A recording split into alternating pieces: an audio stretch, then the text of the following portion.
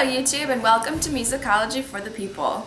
Today we are going to talk about a huge story that has been showing up in the news lately. This story takes us to Japan, where a huge scandal has arisen surrounding one of Japan's most treasured composers. Mamoru Samuragochi is a 50-year-old composer from Japan who's previously recognized as the Beethoven of the digital age. He was awarded this accolade based on the fact that he is a composer who writes beautiful music despite the fact that he is completely deaf. He completed this Beethoven persona by having crazy long hair and wearing dark, stylish outfits. His music has been used for many events in many places. His work was used in such video games as Resident Evil DualShock and Onimusha Warlords, and he composed the music soundtrack for the film Cosmos in 1997. His most famous works are his first symphony, titled Hiroshima, written in 2003, and his sonatina for violin. This sonatina will actually be used in this year's Winter Olympics to accompany Daisuke Takahashi's figure skating performance. There was even a documentary released last year about Samuragochi called The Melody of the Soul,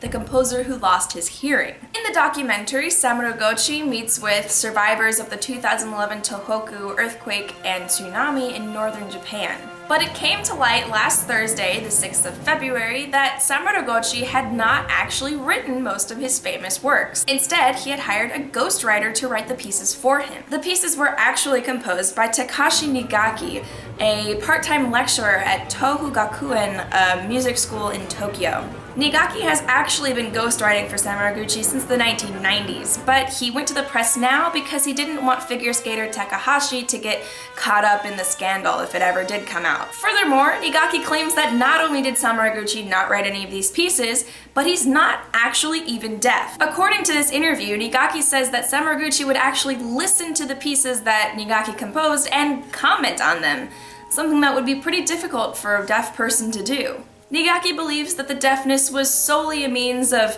generating sympathy and publicity and creating the similarity between him and Beethoven. But how is it possible for Japan, and for that matter the world, to have been so duped? Samuragochi actually began his career as a child prodigy, beginning to play piano at age 4, and he had a pretty successful child career going for him. This lasted until about high school, when he lost the favor of being a child prodigy and just became like every other high school player of piano. He apparently began to have migraines around this time, something that could be attributed to the fact that his parents were both hibakusha. Hibakusha are victims of the atomic bombings at Nagasaki and Hiroshima and who were exposed to radiation. The story goes that the migraines were so bad that by age 35 he completely lost his hearing. The story checks out, but it's not true. People have, expectedly, been reacting harshly to these revelations. The city of Hiroshima announced that they would be revoking the Citizens Award that they gave to Samuragochi in 2008. Newspapers all over Japan have been publishing mea culpas apologizing for not having uncovered the story sooner.